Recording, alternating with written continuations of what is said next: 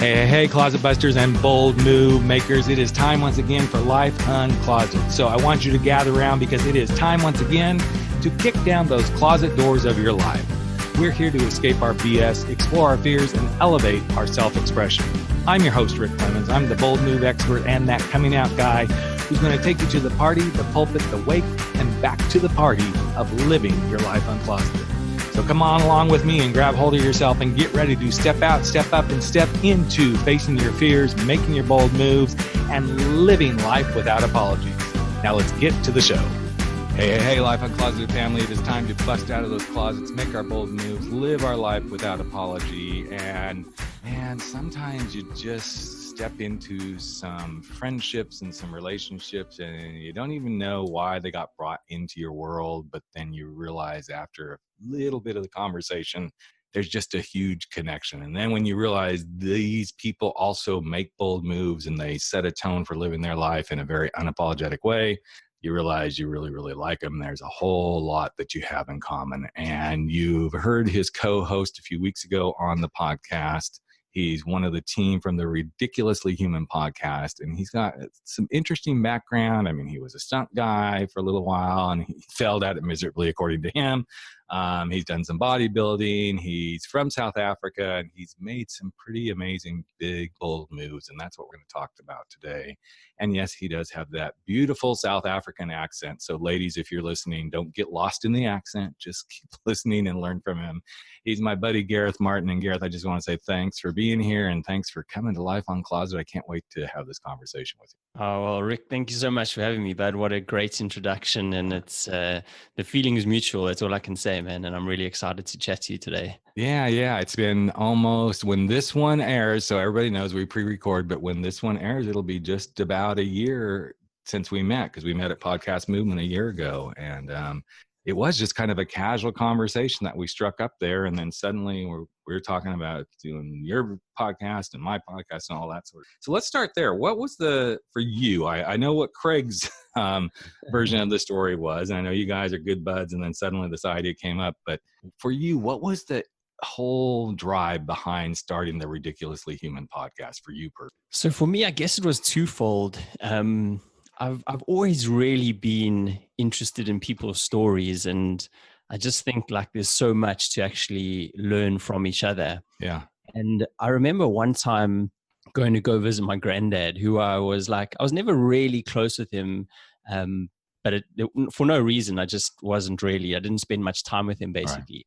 And I went and I spent like an afternoon with him. It was just meant to be for an hour, and he started telling me these stories about him in the war, in the Second World War, like when it finished and, you know, what happened and how he was part of the British Army and they were in the part of India called Kashmir, where the British Army basically had to stand in a line in the middle, almost as like a barrier to separate all the Hindus moving over to India and all the Muslims moving to Pakistan. And it was I was like, no way, this is such an amazing story. So that was like, I guess the first thing. I was just like really fascinated by stories and history. And then Craig and I were actually on a bit of a pub crawl in Madrid a few years ago with some friends. And we were just like, when you're with buddies and you're just having like amazing conversations, and you're like, wow, this is such a great conversation. We should record it because like other people could really relate to it. And that was the thing that almost set it off basically. So that's when we said it. And then a couple years later, when we were both in the right space, we were like, let's start the podcast and let's speak to people and hear their stories. And that was kind of where it all started off. That's amazing. And for those who, I don't know that this came up in the podcast when Craig was on, it might have, but I don't remember it coming up. I mean, this podcast that these two guys do just logistically is amazing because, okay, with technology and everything, yes, we can do anything from anywhere in the world. But one of you is in Australia and currently Great Britain. And I know that time zone difference alone is just like crazy, crazy stuff. And the way you guys do this and your guests and everything, it takes a lot to make that show come to life. So good for you, Major. Yeah, no, thanks, Brad. Yeah, no, it takes a lot of coordination, that's for sure. So, Craig is like, at the moment, he's only 9 hours ahead, but in summertime or wintertime, he's 10 hours ahead. Right. So it's always one of us is early and one of us is late if we want to chat to somebody. And, but that's just part of it. We know we want to carry on doing this, and that's going to be what it's like for the near future, I guess. Yeah. And I think sometimes these are the things that really bring us together when we think, gosh, I can't make this happen. I can't do this thing. And then suddenly it's as simple as, okay, but what can you do? And then suddenly, boom, that's when things happen. And I know for so many of my listeners, a lot of them have heard stories about, these bold moves that people make. And I think for every bold move that somebody starts out to go do, it starts with, but I can't, or an excuse or a reason that they can't do this. And I know for you, you made a pretty dang bold move as a young man. Like when you were 18, and I don't know if I know when I was 19, I tried to make a bold move to come out of the closet. And I wasn't quite capable. Why don't you take us a little bit back into that story at 18, because you left basically your motherland and headed off to a whole new life. Yeah, exactly. So I grew up in South Africa, and actually when I was 16, I was involved in a serious motorbike accident that pretty much almost killed me. But in hindsight, I look back and it just gave me a different perspective on life. So when it came to the time of leaving school and going to university, I was kind of like, I don't really know what to do with my life, and I actually want to go and see the world and see what's out there. So I decided to, I'd actually previously been to this fair with my dad, and it was a fair for Camp America in the USA. And I was like they sold it to me, and it was amazing because I did end up going as well. So I'd booked to go to Camp America, which is in the middle of the year for us, like June, July. And then either side of it, like I had to do something else because our school years run from January to December. So I finished school, and then I was like, well, I've got America booked for the middle of next year. What else am I going to do? And I was like, cool, well, why don't I just go to the UK, see what it's like? The only people I knew was I had some colleagues of my stepmoms that were here, so I didn't really know them, and they were older than me. And then my great auntie, who I had never met, she was my granny's sister. Those were the only people that I knew here. And I decided, I was just saying, I'm just going to go. I'm going to go and see what it's like. And I got myself, they had like a 2-year visa, like it was called a working holiday visa, and that for the UK, and just got on a flight in March of 99 and landed, and went and stayed with my great aunt for the first week. And it was it was totally awesome, actually, at the end of it, looking back on it. So where did you actually end up in UK? There's a reason for this question. Did you end up in London? Did you end up in some of the countryside? Where were you in 99? In 99, I ended up in London. I started in Essex with my great aunt, and then I got kind of like homesick quite quickly because I was just 18. I just literally turned 18, so I was I was longing for home. And then I had, like I said, some of those other friends that lived in London, and I was like, cool, I'm going to go to London. And then basically I came and I stayed with them for a week. And then I found like another place to stay, which was my first place. And I moved in with these Aussies and these South Africans, and I was based in Wimbledon, and I ended up living in Wimbledon for like 8 years. So yeah. Okay. So I'm having goosebumps right now because you being in London, this is when I think that people come together. You don't even realize why you came together and why your paths crossed. I was working in London, 1999. No way. And in the fall of 99, it's almost been 20 years ago now, and I may get a little choked up about this one. I was in London in October for a trade show, and that is when I met the Brit who brought me out of the closet. So it's just ironic that here you and I are having this conversation. We were both in the same place, not knowing each other. Yeah. And now here we are having this amazing conversation, yet the energy around both of us making really bold moves, it's actually happening simultaneously in the same year in the same place. Totally, but I actually have goosebumps just thinking about that. And it's, I know. And I think this is something we don't realize, how often we get so busy in our life walking around. Now, I have sat and thought about this sort of thing so many times. I'm like, I'll be sitting in a hotel, like in a city, and like looking down on the streets or something and going, that person walking along the street, they have no idea that I'm watching them. They have no idea that I see them. They have no idea that I'm feeling some connection to them. And it's always fascinating to me because it's like we have connections that we don't even realize we have. And then I always think, what would happen? And, you know, movies have kind of done this, but I don't think a movie's quite captured what I'm about to say. What would happen if suddenly those paths cross and that person doesn't know, but you say, I saw you on this day from this hotel window and I always wanted to meet you. And they're like, you're crazy. You know, I just think these things are so interesting. But what I find more fascinating about where you and I were in our lives in that time was we had both just made some really amazing, big, bold moves and changes in our lives in the same exact city. Yeah, it's incredible. I swear. Like I sit back often and I wonder about the world and the universe and things that go on. And then these sort of convergences like now, you know, like it's, I don't know, like I think there's something so much more powerful that just sort of manages everything. And it's, you know, you can call it coincidences or whatever, but I truly believe that a lot of these things are kind of meant to happen. Absolutely. So here you are, 18-year-old in London, then you end up being there for 8 years. Obviously it worked for you and it became something really powerful. So what made it so different? I mean, why there? Why not go home? You said you were homesick, but what was that grounding that you had that kept you there? You know what it was? It was just seeing this new world, you know, like I'd grown up in South Africa and I'd come to London, and London is just like the most incredible city in the world. And it was also like the people that I got introduced to were just like amazing people. I mean, I became friends with all these Australians, and they took me in like brothers. So like I moved into this house, and this guy was still like one of my best mates to this day. He was like 10 years older than me at the time.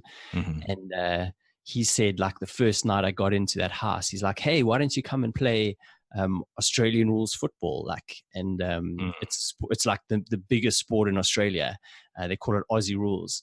And I was like, no ways, I love Aussie rules. Like, I'm definitely going to come. And I went down there, and there was like 80 guys at training.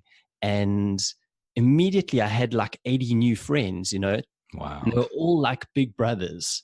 And I don't know, I just saw this different side of like humans and whatever. And like, you know, like I said, there was that freedom as well. And we were just going out and doing what we wanted and like talking about, you know, all these like interesting things. And yeah, London just captured me. And then the access that you have in London to Europe and to travel and to everything, like we went on these amazing trips, you know, like doing cool things like running off the pools in Pamplona and going on Aussie rules trips with like 20, 30 guys and just having like so much fun and like all around Europe. And it just, you know, it's a hard place to leave, I think, when you experience things like that. And I also think it's this energy that you find yourself in when you give yourself the permission to just say, okay, I'm here. Let's see what happens. Versus, and I know it didn't come without some worry, like, okay, what's next? But I find it so much more liberating when you can just say, I'm going to trust that something is bigger at play here, and let's see what unfolds. And, you know, I get asked a lot about that whole, you know, experience in London and why that guy. And it wasn't really so much about that guy, but yet it was. But what it was about was me finally seeing the possibility. Instead of feeling hopeless, I saw the possibility, because what I saw was a connection to something more than just sex. I saw a connection to a man. I saw a connection to the heart of a guy. I saw a connection to a soul. I could see something more. And I think too often we get in these spaces where we're walking through life, we're getting through life, we're doing through life, but we don't stop and really see. We don't see what's happening. And something that caught my attention as you were speaking about, you know, the Aussie rules and the running with the bulls and everything. It's so interesting that now you have this beautiful podcast, Ridiculously Human, because even back then the foundation was getting laid for you to see the beauty of how ridiculously human we all are. Yeah, you're so right. You know what I mean? And just a couple of things there.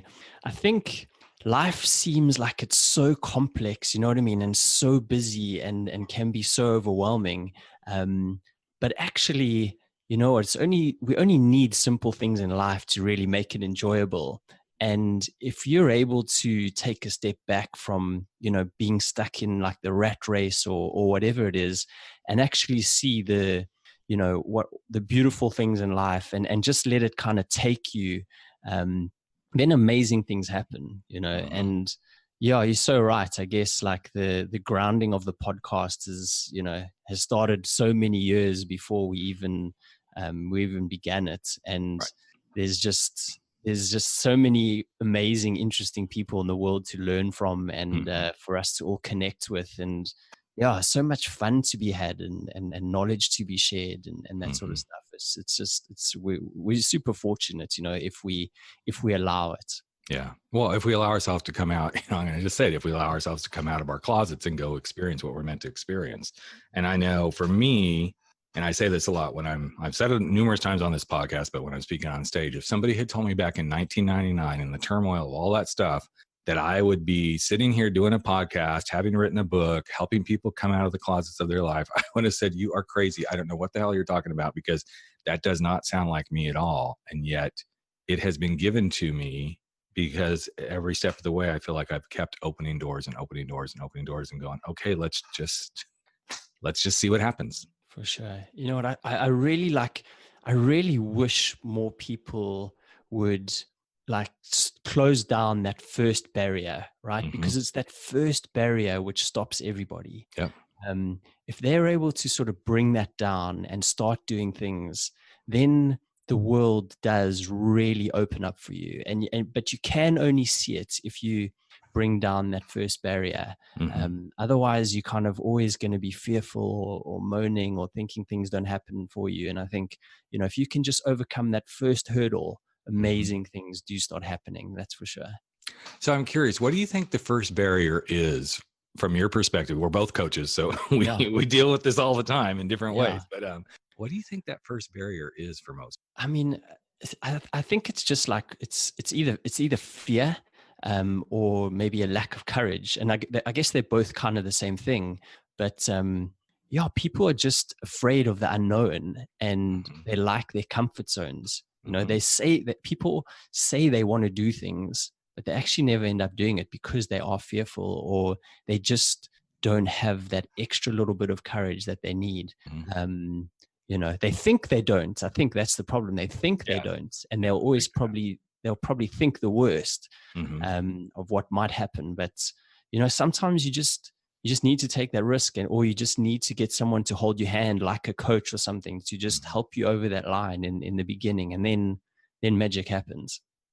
You know, it's interesting because I spoke on a stage not long ago, and this is exactly what I talked about, was this fear and courage stuff. And it's about the excuses we make and the fears that we have. And as I was putting the speech together, and then I started working with my speech coach, in the midst of a rehearsal with her, I just said, well, you know, it's kind of like this. Fears are only as alive as we give them life. And she said, stop right there. Just stop right there. Do not say another word. She goes, that has got to stay in the talk. Nice. Because it's so true.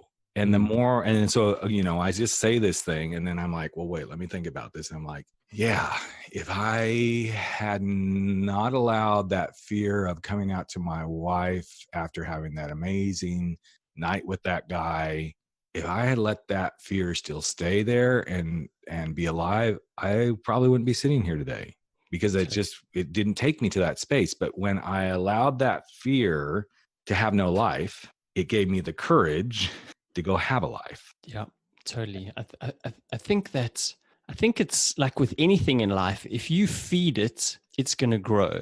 Yep. Right. So if you feed that fear and you carry on thinking that, you know, thinking the worst, you're just going to be more fearful and never actually do anything.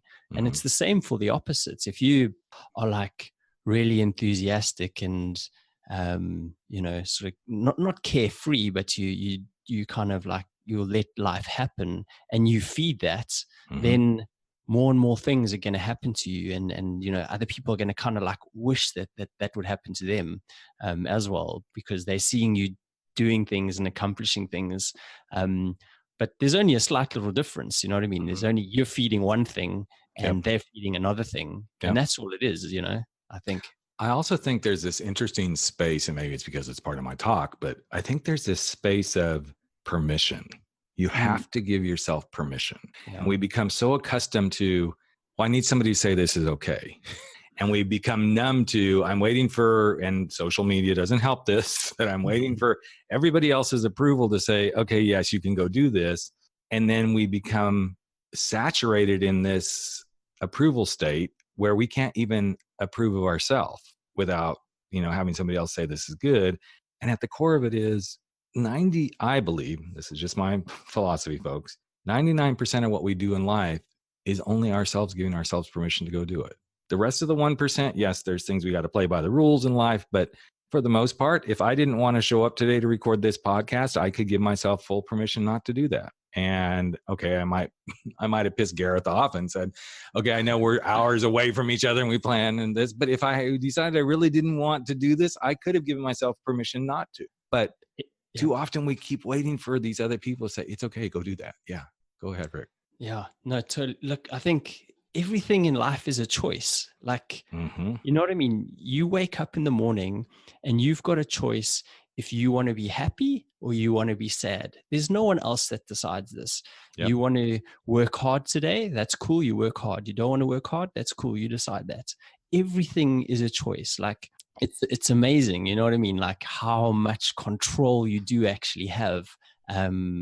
But we don't allow ourselves that sometimes. It is really interesting. Like we often go for the easy option, and it's amazing when you do take that more difficult option. Sometimes what happens when you do that.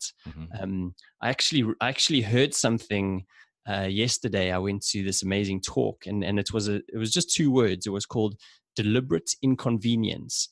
And if you put yourself in more of these situations called deliberate inconveniences, then you're actually going to really grow as a person. So for example, you could be walking on the tube in London, like the underground, right? Yep. And there's the easy option. You can go up the escalator and just stand on the side there and let it take you up. Or you can deliberately inconvenience yourself and walk up the stairs. And walking up the stairs is better for your health. It's better for everything. And it makes you stronger as a person. And I think we always have this option with everything that we do. We can always take the easy option or the difficult option. Right. And it's totally up to you. Yeah, it's interesting that you bring that up because I, as I told you before we came on the air, I got up this morning. I woke up really early, and usually I'm like, okay, whatever. And then I thought, okay, I don't have anything until 8:30 this morning, and it's going to be a warm day, and the sun is out, so maybe I will go to the gym and go swim in the pool early this morning. And as I got there, I'm like, okay, I really, I want to hit that mile mark. I've been working up the last few months. I've been trying to get back in shape, working at it. And I thought, okay, I'm going to do this. And of course, as soon as I got in the pool, it was a little bit chilly. And I'm like, okay, maybe I'm only going to do, half a mile. And then I thought, well, what's been working for me is I rehearse my talk that I'm doing coming up in a few weeks. I rehearse my talk in my head as I'm swimming. And I thought, I'm going to start from the 1,600 meter mark and count backward. It goes 16 laps. I thought, okay. Well, by the time I got to 8, I'm like, okay, I'm halfway there.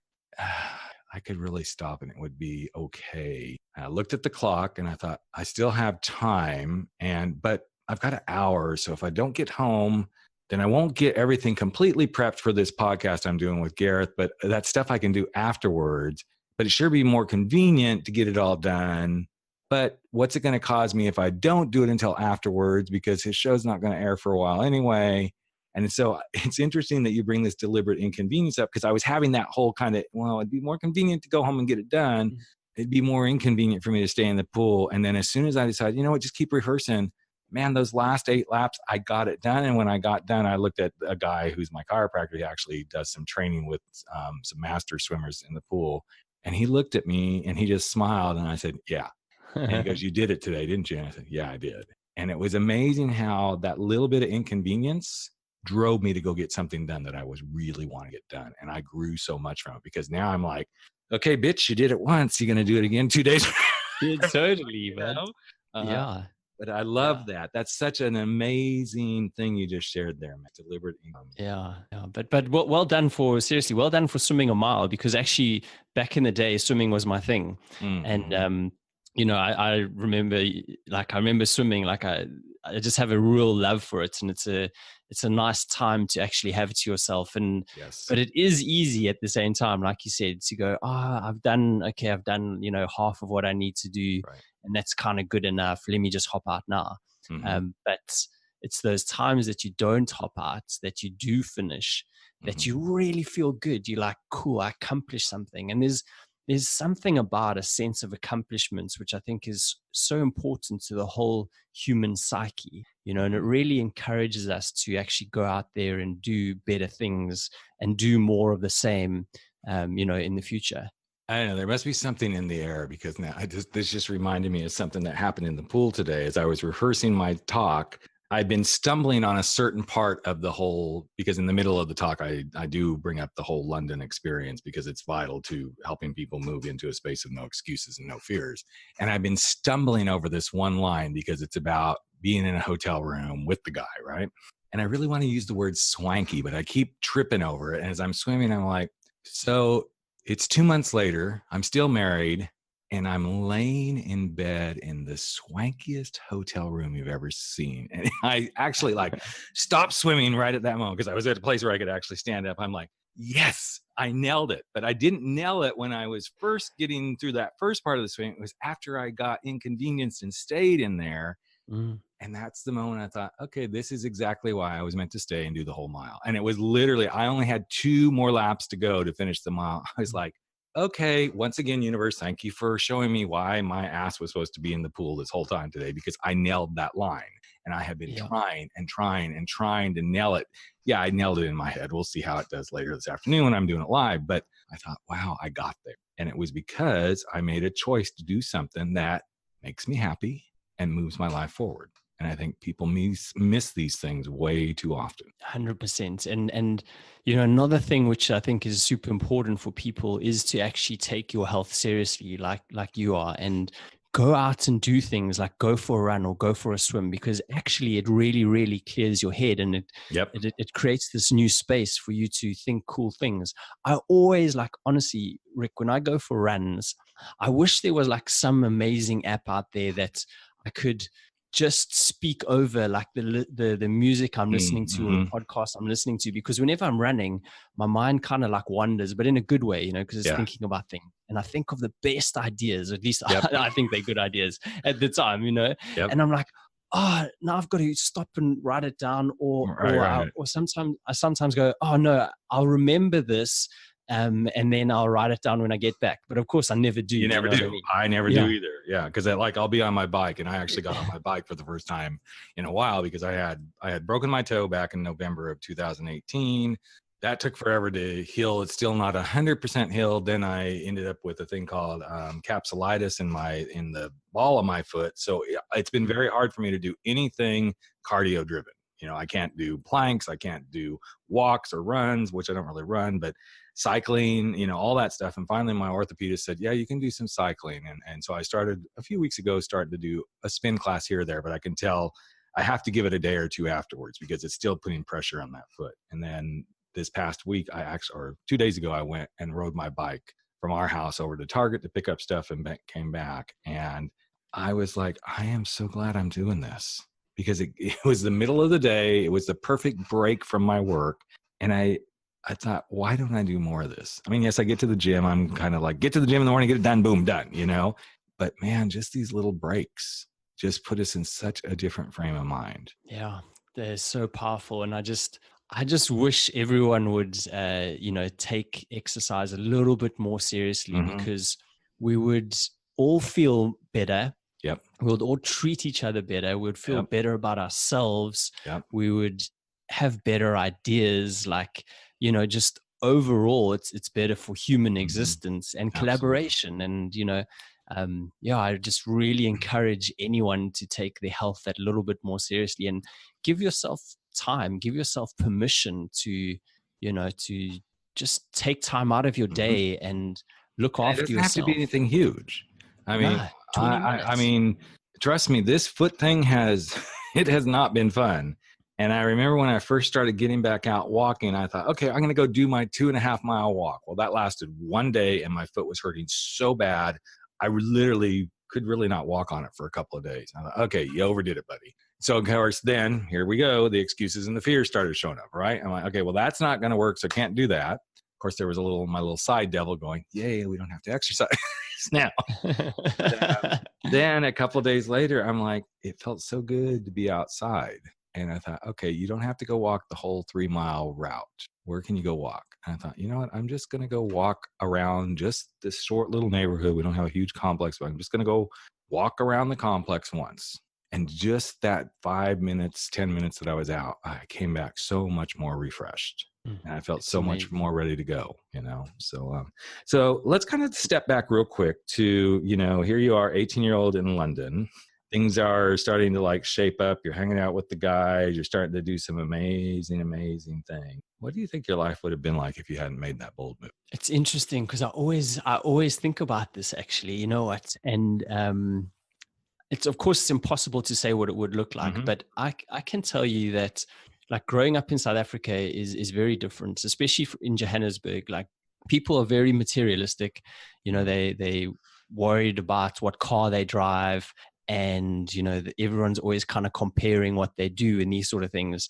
So it's that sort of environment in Johannesburg. And I'm not saying the people are still awesome. Like I love people from Joburg, and like I'm a Joburger through and through, but it's that kind of mentality, you know. And I feel I kind of would have probably got stuck into that, and I would have been like worried about what car I drove and what my house looked like and what my job was and all these sort of things.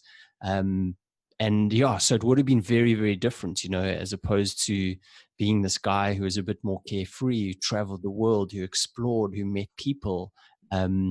It's hard to say, but I can see it. I can see myself being a bit more like that if I hadn't have moved to the UK. Yeah. I'm like you. I think a lot about if I hadn't made that big, bold move to come out of the closet. I don't know where I'd be, but my gut instinct, and I'm very tied into my soul and my instincts. And I don't think I'd be having these conversations. And I think that because I don't think I'd even be here. I think I would be gone, and not because I would have killed myself. I think the misery and the shame and the guilt and everything about the way I was living and the infidelity that I was constantly participating in, and I was a bigger boy than I am now, I think it would have killed me. And I don't think I would have the loving, beautiful relationship I have with my 2 daughters. I think I would have been a son of a bitch, kind of like a certain father that I know, who's now a very miserable person. And I don't think I would have had the joy that I get to experience now. I'm not saying that everything is perfect, but I do believe this happened for me and continues to happen for me because there's still stuff I'm supposed to do and still stuff I'm supposed to learn and still things I'm supposed to experience, both good and bad. Even though it's interesting, as much as I get frustrated in the bad stuff, I've started to see it as a beautiful prescription to let the bad stuff come, because I still have a lesson to learn. And I'm curious how much you have found, and I know your journeys are amazing, that you continue to see that in your own life. You continue to grow, you continue to evolve just because of the things you're doing. So there's something there that you really touched on, which I think is really important for people to understand. And everyone is like talking about happiness and like how to be happy in that. And, you know, that's just one element of life. Life is actually about happiness, sadness, challenges, etc. It's like it actually probably evens out quite like neutral, you know, at the end of the day. It's really important to understand that life is going to throw you some curveballs, and it's going to throw you these challenges, and you're not going to know why. And if you can sort of not preempt that, but just actually expect that it's going to happen, it makes it easier to deal with those moments, right? So you therefore, like, you can still really, really enjoy the good times, but you can just be more aware of when the bad times are there, and just understand that everything is temporary as well. Nothing is forever in life. So those bad times are going to go, same as those good times are going to go. Nothing is forever whatsoever. So I think that's a really important lesson. And like, through your own story and all the people that you speak to, that you have as guests on this podcast, I hope that other people, the listeners, like they learn lessons, and your guests are basically giving other people permission to go and make bold moves themselves as well. You know what I mean? I think that's an important thing. When other people have done it, it gives those that are maybe a little bit more fearful or sitting on the sidelines, it gives them permission to do the same. Yeah. And I think another big thing too is to realize, and again, this is in one of the latest speeches that I'm doing, but it's to really give yourself the space to sit back and go, things really aren't as bad as we make them out to be. And I know that's very trite and it's been said before, but to sit with it and really think about, a year ago, what was something really bad? Now, I want you to get really serious. I want you to think, a year ago from this day, there was probably something really bad that happened, or something bad that happened that you thought, can you tell me what it is? The exact day a year ago today, can you tell me what it is? Most people can't, because it's not as big as it was. And even if it was as big as it was, a spouse coming out of the closet, finding out you had cancer, losing a loved one, all those are big things. But I think one of the most beautiful things that we've been given as a human being is the ability, if we give ourselves, again, permission, we have this innate ability to move on, and an innate ability to let things go if we choose to let things go. 100%. Like, humans are so much more powerful and strong than we maybe, give ourselves credit for. I mean, the atrocities that have happened in the world as a whole have been huge, and we've got through those. But also on an individual basis, like you said, so many people in life, every single one of us has bad things happen to us. We get over it. It's because we are tough, we are resilient, and and we're wired to actually, sometimes forget about that stuff and then focus on things that are more important. But man, life is all that you make of it. And absolutely, it is a very big thing. It is, for sure. So I'm curious, as we wrap up here, and I know this is going to be like a putting you on the spot sort of question, but I'm curious, what's a bold move you want to make that you haven't yet made, man? That I haven't yet made. I mean, for me, it is, I know it sounds like a cop-out, but like, becoming a dad for me is a really big one. I don't see, for some, trust me, brother, as a father, that is not a cop-out. That is a big, bold move. Trust me, it's huge. Yeah. It's kind of weird, Rick. Like, I think that so many things in life affect us, and, especially when we're young as well. And my folks had a messy divorce, and it was like prolonged, you know what I mean? And they kind of used kids, I guess maybe not intentionally, but people don't do things that they normally would when they're angry, you know what I mean? So I kind of, like, for a long time thought, I don't want to have kids because I don't want the same thing to happen to them, for them to experience what I did. And for that reason, I just kept on telling myself, I don't want to have kids, I don't want to have kids. And that was like up until probably almost like 3 years ago, I'd say, until I met my girlfriend, Marissa. And she's like the complete opposite. She would have had kids, like, the day we kind of met each other, because she just really wants to be a mom. Right. And she's really changed my whole mindset. And, like, now I can't wait to be a dad. I think as a human, like, it just adds this other layer and level to you, you know what I mean? And I really want to experience that now. So that's kind of it, I would say. Again, it's so interesting, the things that are coming up as you in this conversation today. I had an interesting conversation about a week ago. I said something, I turned to her and I said, see what I just did there? That was a really shit move. So learn from me. Don't ever do that. And remember that when you do a really shit move thing to your kid. And it was a great moment, because she goes, yeah, that was a really shit move, Dad. So don't pull that shit on me again. I thought, okay, we get each other. But it was one of those moments where, again, I even just telling that little bit of a story, I got a little bit of goosebumps about that. You realize that's the big, bold stuff, right? Being able to, like, have those kind of conversations, you call yourself out and really be there. And I think I've gotten to is having an impact in the world, and then you can bring it into your own smaller world and truly have it. So, love this conversation, man. Thank you so much for being here, brother. It's been great. No, thank you so much, bud. It's really cool. And I mean, you're a great man, bud. And I'm just so happy that our paths crossed at podcast movement. Me and too. Yeah. It's, Yeah. Very Very cool. Start cool. of a long friendship, bud. Yes, again, and I can't wait. That he's moving to Portugal, so now I have a reason to go to Portugal. So can't wait for that too. Yeah, that'll be awesome. Awesome, bud. All right, so cool. Well, thanks again for being here, brother. I so appreciate you, and so appreciate what you've shared with my audience. Well, that's amazing, bud. Well, thank you so much for having me, and you're a great man, and this is a great show, and hope it's been valuable for your listeners. Hey, Life Uncloseted family. Another episode of Life Uncloseted has come to an end, and it is time for all of us to sashay away and go face our fears, make those bold moves, and stand up to living our life without apology. But before you do, I've got a favor to ask of you. Would you hop over to iTunes or Spotify or Podbean or wherever it is that you're listening to this and just give us a little bit of love if you like what we're doing here at Life Uncloseted. Here's what it does. It helps other people find the show. It helps other people get to know what we're all about.